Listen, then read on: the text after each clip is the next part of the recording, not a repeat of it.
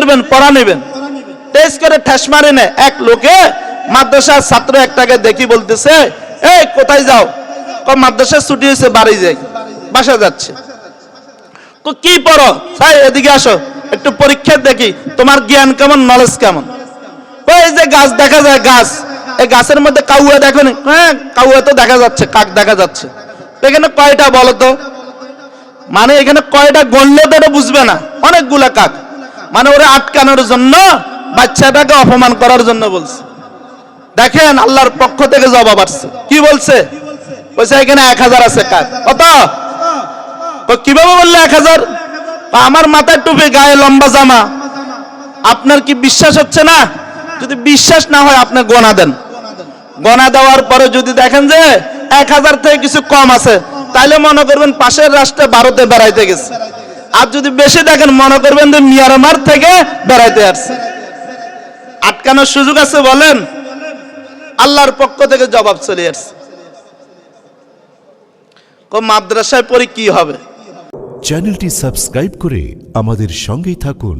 আলহামদুলিল্লাহ হামদান কাসিরান তাইয়িবান মুবারাকান ফিহি ওয়াসসালাতু ওয়াসসালামু আলা রাসূলিল্লাহি সাল্লাল্লাহু আলাইহি ওয়াসাল্লাম, আম্মা বাদ। ফাউযু বিল্লাহি মিনাশ শাইতানির রাজিম। বিসমিল্লাহির রহমানির রহিম। ইন্না নাহনু নাযালনা যিকরা ওয়া ইন্না লাহু লাহফিজুন। সাদাকাল্লাহু সাদাকা রাসূলুন নবিয়ুল কারীম। আলহামদুলিল্লাহ, এই যে আমরা আগে আগে আসলাম, এর জন্য আল্লাহ পাকের দরবারে আবারও শুকরিয়া জানাই। আলহামদুলিল্লাহ, আমাকে বিষয় দেওয়া হয়েছে সন্তানের প্রতি পিতামাতার দায়িত্ব এবং কর্তব্য। তো সন্তানের প্রতি পিতামাতার দায়িত্ব এবং কর্তব্য অনেকগুলো বিষয় আছে। তো এর মধ্যে তো সব বিষয় কি এখানে বলা সম্ভব? সময় হয়েছে 25 মিনিট। তো মাইক ঠিক করতে করতে 5 মিনিট চলে গেছে, আর 20 মিনিট আছে। তো আমি একটা বিষয় নিয়ে কথা বলবো, সেটা হচ্ছে সন্তানকে দিন শিখানো। কি শিখানো ভাই? দিন শিখানো। সন্তান কি? সন্তান হইছে প্রত্যেকটা পিতা মাতার জন্য সবচেয়ে দামি এক সম্পদ, ঠিক না বে ঠিক? আল্লাহ পাক রব্বুল আলামিন আমাদেরকে অসংখ্য নিয়ামত দিয়েছেন। এর মধ্যে সবচেয়ে দামি বড় নিয়ামত, সবচেয়ে বড় সম্পদ যেটা, সেটা হচ্ছে সন্তান। সেটা কি ভাই? সন্তান। তো সন্তানের প্রতি পিতামাতার অনেক দায়িত্ব কর্তব্য আছে। সর্বপ্রথম যে দায়িত্ব কর্তব্য সন্তানের জন্য, একজন দিনদার মা নির্বাচিত করা, আদর্শবান মা নির্বাচিত করা। আমি সংক্ষেপে বলতেছি মূল পয়েন্টটা। তা আমরা বিবাহ যারা করি নাই, বিবাহ করার সময় আমি দেখব কোরআনওয়ালা একটা মেয়েকে বিবাহ করব, পর্দাওয়ালা একটা মেয়েকে বিবাহ করব। যে ফ্যাক্টরি যেটা, এটার থেকে এটাই বাইরে হবে নাকি? সানাসুরের ফ্যাক্টরির থেকে কি দুধ বাইরে হবে না সানাসুর বাইরে হবে? কয়েলের ফ্যাক্টরি থেকে কয়েল বাইরে হবে। আপনার আতরের ফ্যাক্টরি থেকে আতর বাইরে হবে। কোরআনওয়ালা ফ্যাক্টরি থেকে কোরআনওয়ালা বাড়িবে। কথা ঠিক না বে ঠিক? এর জন্য মা নির্বাচিত করতে হবে দিনদার। আমি যাকে বিবাহ করব, একজন দিনদার আদর্শবান মা হিসাবে যেন আমার সন্তানকে উপহার দিতে পারে, ওরকম একটা মেয়েকে বিবাহ করব। এরপরে সন্তান যখন দুনিয়ার মধ্যে ভূমিষ্ঠ হয়, তখনও পিতা মাতার অনেক দায়িত্ব এবং কর্তব্য থাকে কি থাকে না? সন্তান আসার আগে, এখন তো প্রায় আগে ঘরের মধ্যে ডেলিভারি হতো, এখন মেডিকেলে হয়। সিজার বা মেডিকেলের বিপক্ষে না, এটাও তো দরকার যদি প্রয়োজন হয় আর কি।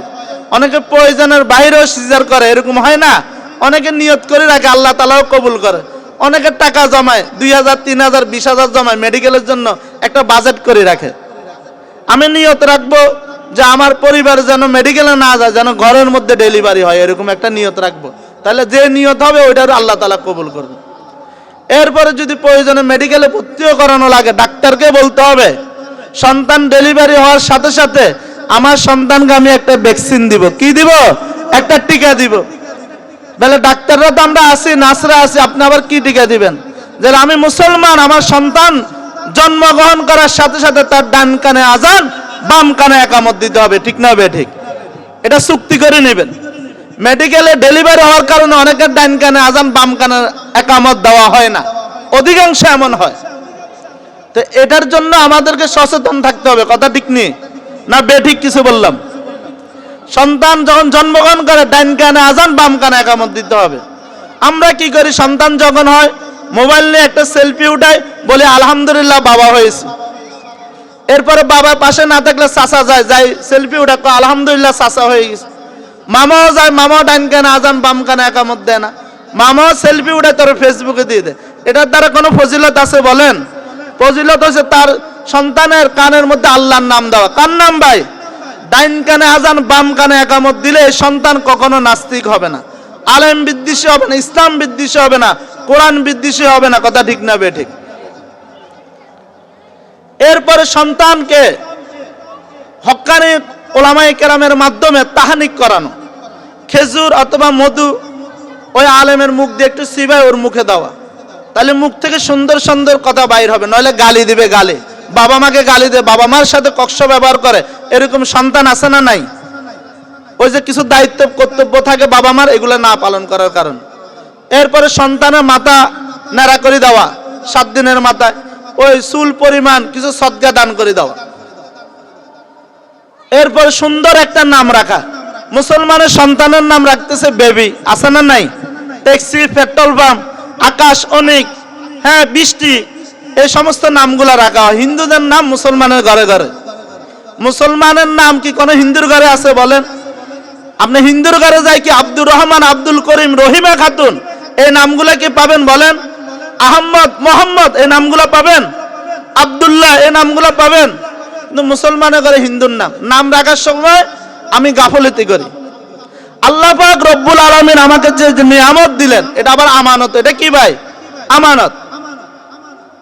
সন্তান প্রত্যেকটা পিতা মাতার জন্য সবচেয়ে বড় আমানত এবং নিয়ামত। এটাকে গুরুত্ব, যেটা আল্লাহ তাআলার পক্ষ থেকে আমানত। এটা আমার সন্তান না, এটা আল্লাহর বান্দা। কার বান্দা ভাই? তা আমি এই সন্তানকে আল্লাহর বান্দা হিসেবে গড়ে তুলবো, যে আমি এটা আমানত হিসেবে পাইছি। সন্তানকে আল্লাহর বান্দা হিসেবে গড়ে তুলবো, সন্তানকে আল্লাহ, আল্লাহ রাসূলের পরিচয় দিব। সন্তান আল্লাহকে চিনবে। কাকে? যখন আল্লাহকে চিনবে তখন বাবা মাকেও চিনবে। আল্লাহকে চিনবে না, বাবা মাকেও চিনবে না, বৃদ্ধ বয়সে বৃদ্ধাশ্রমে দিবে। এরকম হয় কি হয় না? খোঁজ খবর নিবে না। এরপর সন্তানের আকিকা দিতে হবে। আপনার আকিকা দেয় না, কিন্তু নাম রাখা অনুষ্ঠানের সময় লক্ষ লক্ষ টাকা খরচ করে, ডিজে পার্টি করে, এরকম মুসলমান আছে না নাই? এটা সন্তানের জন্য একটা অভিশাপ কামাই করতেছে। আল্লাহ তাআলা আমাদেরকে সকলকে সঠিকটা বুঝে আমল করার তৌফিক দান করুক, বলেন আমিন। এরপরে সন্তানের যখন 5 বছর 6 বছর হবে, শিক্ষা প্রতিষ্ঠানে ভর্তির উপযুক্ত হবে, তখন সন্তানকে কোরআন শিক্ষার জন্য দ্বীনি শিক্ষা প্রতিষ্ঠানে দিয়ে দেব। শুরুতে দ্বীনি শিক্ষা প্রতিষ্ঠানে আমরা দিই না, বিভিন্ন জাগতিক শিক্ষা প্রতিষ্ঠানে দিই। অনেকে নাচের প্রতিষ্ঠানে দেয়, অনেকে গানের প্রতিষ্ঠানে দেয়। গর্বের সঙ্গে বলে আমার মেয়ের 5 বছর নাচতে জানে। কি করতে পারে? নাচার জন্য দিয়ে দিছে 5 বছরের মেয়েকে, 6 বছরের ছেলেকে গান শিখার জন্য দিয়ে দিছে। তো বড় হয় বাবা মাকে পরে নাচায় শাড়ি দেয়। আল্লাহ তাআলা আমাদের সঠিকটা বুঝার তৌফিক দান করে, বলেন আমি। জাগতিক শিক্ষা প্রতিষ্ঠানের বিরোধিতা না, জাগতিক শিক্ষাও দরকার। মুসলমানের সন্তান ডাক্তার, ইঞ্জিনিয়ার হবে, এটা মুসলমানের জন্য গর্বের বিষয়, নাকি বলেন? তো শুরুতে তো কোরআন শিক্ষা দিতে হবে। আমাদের নুরানি প্রতিষ্ঠানগুলো, দারুত তালিম মাদ্রাসা সহ আরো যত দ্বীনি প্রতিষ্ঠান আছে, এখানেও বাংলা, অঙ্ক, ইংরেজি আছে না নাই? আমরা আমাদের সন্তান যখন জন্মগ্রহণ করে, সন্তানদেরকে আমরা শুরুতে বিভিন্ন টিকা দিই কি দিই না? হাম টিকা, পোলিও টিকা, এরকম বিভিন্ন কিছু ভ্যাকসিন দিই। কেন? সন্তানের জন্য হাতগুলা ঠিক থাকে, সন্তানের পা ঠিক থাকে, অঙ্গ প্রত্যঙ্গ, অর্থাৎ বিভিন্ন রোগে যেন আক্রান্ত না হয়, এর জন্য বিভিন্ন টিকা দিই আমরা।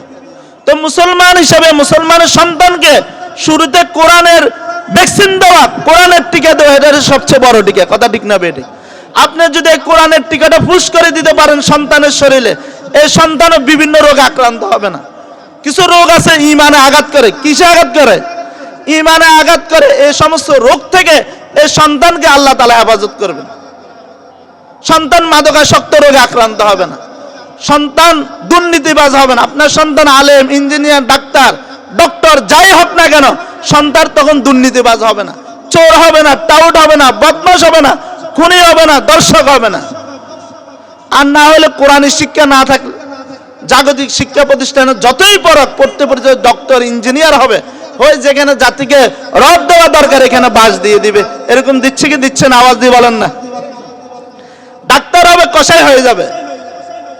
এর জন্য শুরুতে কোরআনের ভ্যাকসিন, কোরআনের টিকা দিতে হবে। আর শুরুতে যদি কোরআনের টিকাটা না দেন, এই সন্তানের সিনার মধ্যে শয়তান বাসা বাঁধবে। বাসা বাঁধি বিভিন্ন ওয়াসওয়াসা দেবে, বলবে যে অন্যের কাছে ডিল মারো, অন্যের ঘরের মধ্যে ডিল মারো। বিভিন্ন মানুষের সাথে এরকম দুষ্টামি করে কি করে না? ছোট বাচ্চা গালাগালিও করে, বড় ভাইকে মানে না, বড় ভাইকে এটা এটা নিক্ষেপ করে শরীরের মধ্যে। বড় ভাই কি মার গায়ের মধ্যে যেটা ভাই এটা নিক্ষেপ করে রাগের মাথায়। কিসের মাথায়? রাগের মাথায়। এগুলো কোরআনের তাসির না পড়ার কারণে। বলতেছে, কবি বলে যে যার সিনাতে কোরআন নাই তার সিনাতে শয়তান বাসা বাঁধে। কে বাসা বাঁধে? যেহেতু বাসা একটা আছে, হয়তো কোরআনের বাসা বাঁধতে হবে, না হলে শয়তানের বাসা বেঁধে ফেলবে।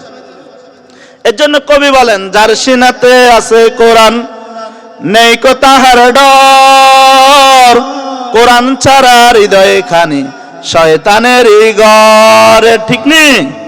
আজকে কোরআন থেকে আমরা দূরে। কোরআন ঘরের কোণার মধ্যে পড়ে থাকে, দুল বালুতে ভরপুর। কোরআন কান্না করে, হায় রে আমি আরশ থেকে আসলাম, আরশের দিকে চলে যাই। মনে দুঃখ কোরআনের, যে আমাকে একটু ছুঁয়ে দেখে না। এমনও আছি আমরা মুসলমান, বছরে একবার একটা কোরআনটা ধরে দেখিনি, এক খতম দূরের কথা, একটা পৃষ্ঠাও পড়লাম না। এরকম মুসলমান আছি না নাই আমরা? আরশের দিকে চলছে কোরআন, মনে দুঃখ নিয়া, মুসলমানে মানলো না কোরআন, নবীর উম্মত হইয়া। যার সিনাতে আছে কোরআন নেই কো তাহার ডর, কোরআন ছাড়া হৃদয়ে খানি শয়তানেরই ঘর।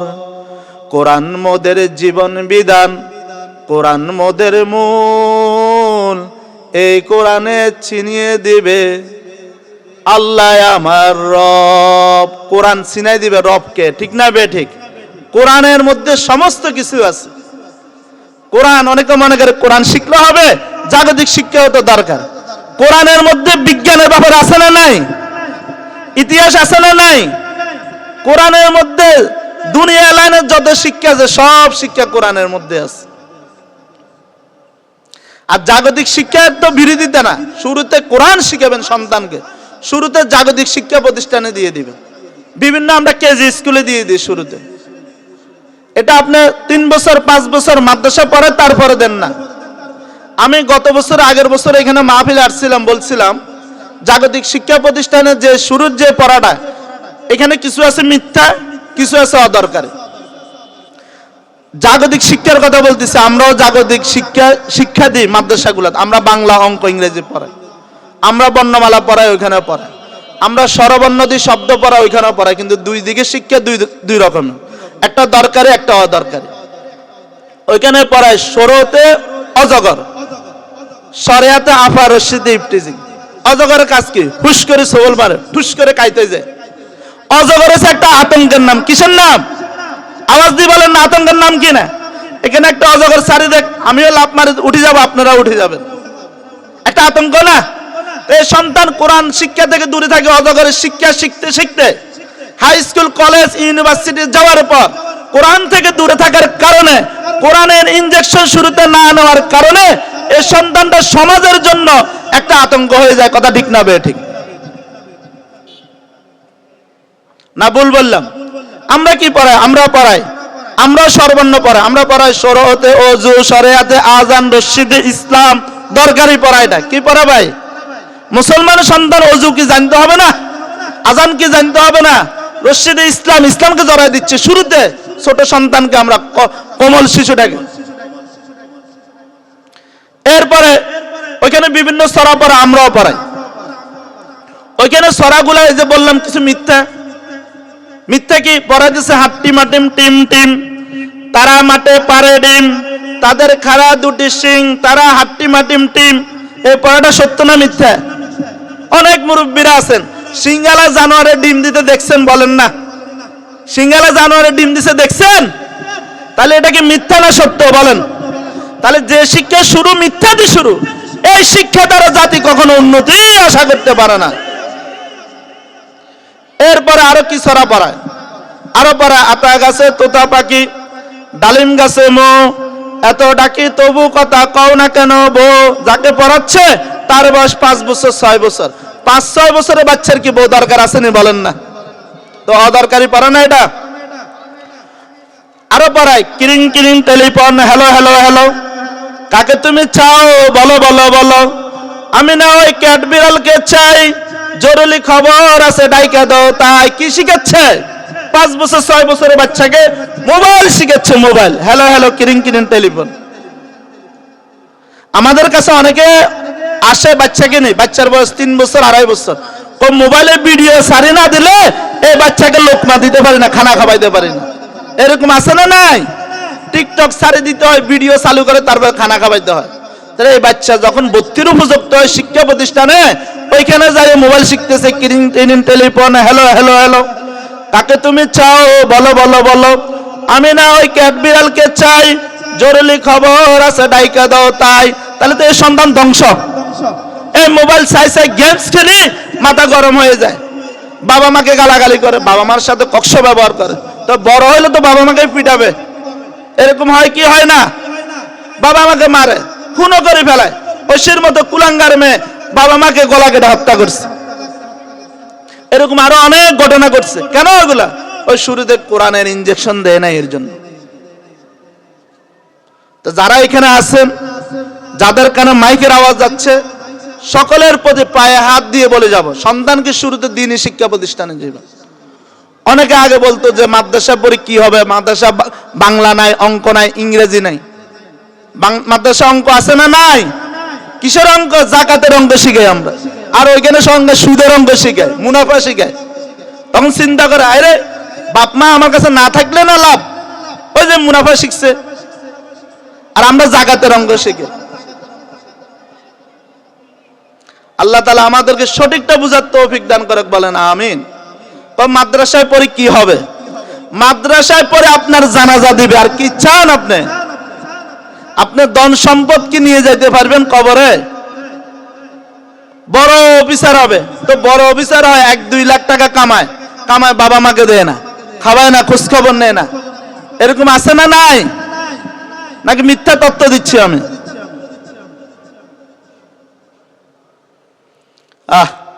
আজকে আমরা কোরআন থেকে দূরে সরাই দিই। এই যে বললাম, নাচে দে, গানে দে, অনেকে গর্ব করে আমার মেয়ে নাচতে জানে, ওই একটা অনুষ্ঠানে নাচতেছে, গাইতেছে।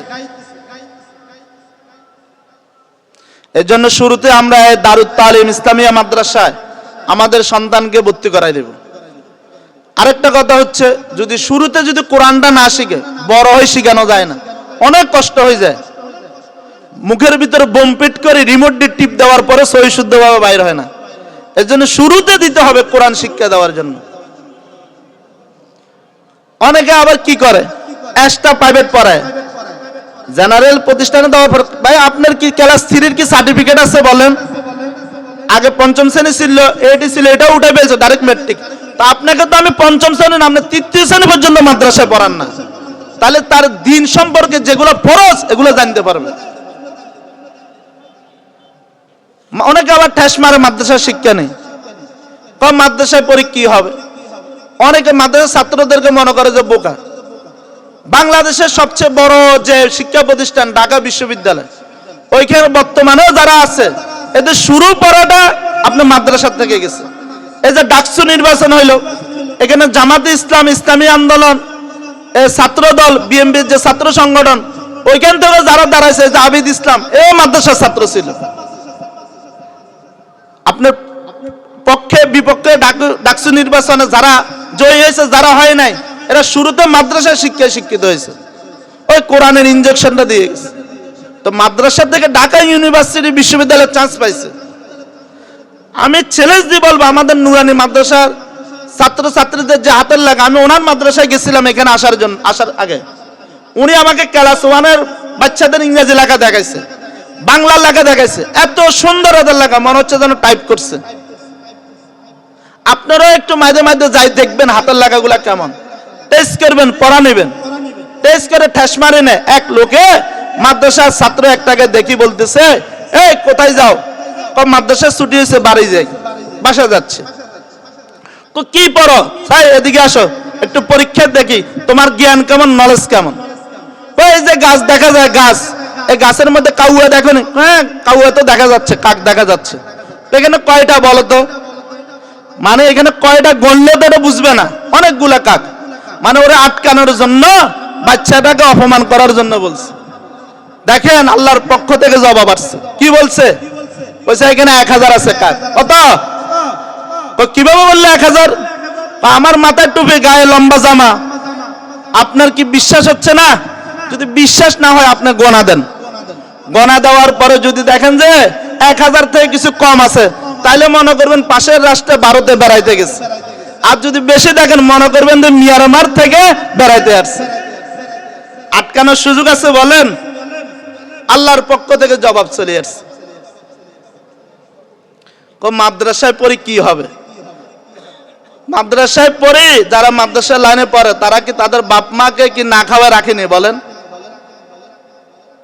আপনার সন্তান আপনার জানাজা দিবে, আপনি বলতেছেন মাদ্রাসায় পড়ে কি হবে? আপনি মারা গেলে দোয়া করবে। এখানে আমরা যারা আছি অনেকে আছি কোরআন পারি না, এমনও লোক আছে কোরআন ধরিয়ে দেখি নাই। তা আপনি নিজে হাফেজ হন নাই বা নিজে কোরআন শিখেন, আরেকটা কথা, হাফেজ আলেম হওয়া সত্য না। দেখি দেখি নাজারা, দেখি দেখি কোরআন পড়া, এটা ফরজ। কমপক্ষে এই পড়াটা হইলে ক্লিয়ার করবেন বাচ্চা, কমপক্ষে যেন আমার বাচ্চাটা দেখি দেখি নাজারা পড়তে পারে, তাইলে আল্লাহ তাআলা এটার উসিলা আপনাকে নাজাত দিয়ে দিবেন। এক লোক, ঘটনা একটা মনে পড়ছে বলবো। এক লোক গুনাহগার যুবক মানুষ, নতুন বিবাহ করছেন, ছেলে মেয়ে এখনো হয় নাই, স্ত্রী গর্ভবতী। এই লোকটা এমন কোন গুনাহ নাই যা এই লোকটা করে নাই, যা পাইছে তা গুনাহ করছে, গুনাহ হাতছাড়া করে নাই। এক সময় তার শরীরটা একটু ক্লান্ত ক্লান্ত লাগে, অসুস্থ অসুস্থ লাগে। ডাক্তারের কাছে গেছেন, ডাক্তার বলতেছে তোমার তো মরণব্যাধি ক্যান্সার হয়েছে, তুমি বেশি দিন বাঁচবা না। কেউ যেন শুনে সে বেশি দিন বাঁচবে না, 2-1 দিন পরে ইন্তেকাল করবে, তার মনটা কেমন হবে? শক্ত থাকবে না নরম হবে? চোখ দিয়ে পানি পড়তেছে, এখন মনটা নরম হয়ে গেছে। হায়রে আমি জিন্দিগি ভর কি করলাম, আমি তো সগীরা কবিরা প্রকাশ্যে, হ্যাঁ গোপনে এমন কোন গুনাহ নাই যা আমি করি নাই, আমার তো জাহান্নাম ছাড়া উপায় নাই। মনে দুঃখ নেই, মনটা নরম করে যাচ্ছে। যাওয়ার সময় দেখতেছে রোডের পাশে একটা মাহফিলের প্যান্ডেল দেখা যায়, একটা মাঠের মধ্যে এক বুজুর্গ বয়ান করতেছেন। তো সে মাহফিলে প্যান্ডেলে যাচ্ছে আর মনে মনে বলতেছে জীবনে কখনো তো ওয়াজ মাহফিল শুনে না, আজকে একটু শুনি। এক বুজুর্গ বড় আলেম বয়ান করতেছেন, বয়ানের মধ্যে বলতেছেন তোমরা যারা কোরআন শিখতে পারো না, যদি সন্তানকে কোরআন ওয়ালা বানাইতে পারো, কোরআন শিক্ষা দিতে পারো, এই সন্তান উসিলা আল্লাহ তাআলা তোমাকে নাজাত দিয়ে দিবে। তখন একটু ভরসা আসছে, আবার দুঃখ লাগতেছে, আর আমার তো সন্তান নাই, স্ত্রী তো সবে গর্ভবতী। বাসায় গেছে, মন খারাপ, স্ত্রীকে ডাকি বলতেছে আমার বিবি, আমি তো জীবনে এমন কোনো গুনাহ নাই যা আমি করি না, জাহান্নাম ছাড়া আমার উপায় নাই। এখন তো আমার মরণব্যাধি ক্যান্সার, আমি তো বেশি দিন বাঁচবো না, ডাক্তার বলেছে। তো তোমাকে আমি একটা ওসিয়ত করে যাচ্ছি। আমি আসার সময় এক হুজুরের বয়ান শুনলাম, হুজুর বলছে যদি সন্তানকে কোরআন শিক্ষা দিতে পারে, সন্তানের উসিলা আল্লাহ তাআলা নাজাত দিয়ে দিবে। তোমার গর্ভে যে আমার সন্তান আছে, এই সন্তানটাকে তুমি মাদ্রাসায় পড়াইও, তাকে কোরআন শিখাইও। এরপর কয়েক মাস পরে ওই আল্লাহর বান্দা ইন্তেকাল করছেন। এর মধ্যে তার স্ত্রীকে স্বপ্নে দেখাইছে। তখন স্ত্রী বলতেছে হে আমার স্বামী, তোমার কি অবস্থা, তুমি কেমন আছো? বলতেছে আমার ইন্তেকালের পরের থেকে এখন পর্যন্ত আমি অনেক আযাবে আছি, আমার উপর অনেক আযাব, অনেক গজব হচ্ছে, অনেক কষ্টে আছি আমি। তখন ঘুম ভেঙে যায়। এরপর কয়েকদিন পর সন্তান ভূমিষ্ঠ হয়, সন্তান আস্তে আস্তে বড় হয়। সন্তানের 5 বছর 6 বছর যখন সন্তান মাদ্রাসায় যায়, সবক নেয়। প্রথম সবক বিসমিল্লাহির রহমানির রহিম, এই সবকটা নিয়ে বাড়িতে আসছে। আল্লাহর কুদরত, ওই রাত্রে স্ত্রী আবার তার স্বামীকে স্বপ্নে দেখে, বলতেছে হে আমার স্বামী, কি অবস্থা আপনার, কেমন আছেন? বলতেছে আমার ইন্তেকালের পর আযাব আর গজবে হচ্ছে, আজকে আমার সন্তানকে মাদ্রাসায় দিয়েছো, মাদ্রাসায় যায় যখন বলছে আল্লাহ রহমান, আল্লাহ রহিম, দয়ালু, আল্লাহ সঙ্গে সঙ্গে আমার আযাব মাফ করে দিয়েছে। বলে সুবহানাল্লাহ। সন্তানকে কোরআন আলা বানাবেন। সন্তান কোরআনের ভিতর হালাল হারাম আছে, এই অনুযায়ী যদি তার জীবনকে, তার জিন্দেগি পরিচালনা করতে পারে, আল্লাহ তাআলা তাকে জান্নাতে প্রবেশ করতে বলবে, আর বলবে যে ইকরা পড়ো।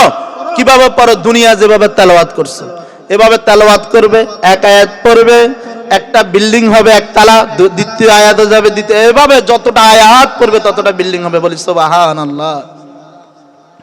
সন্তানকে ওই ভবনে ঢুকতে বলবে, সন্তান বলবে আমার বাবা মা কোথায়? বাবা মাকে নিয়ে আসেন। বাবা মাকে স্যার আমি জান্নাতে যাব না। তখন বাবা মাকে আনবে, নূরের টুপি পরাবে, তারপর জান্নাতে যাবে। বলি সুবহানাল্লাহ। কোরআনে হাফেজদের অনেক দাম।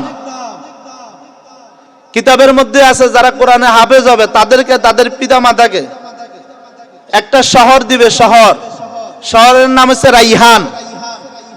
এই শহরটা হবে যে পুরা এক সমুদ্রের মতো। কিসের মতো? এই সমুদ্রের ভিতরে এই একটা আবার শহর হবে, এটার নাম হচ্ছে মারজান। বলে সমুদ্রের মধ্যে কিভাবে আবার শহর হবে?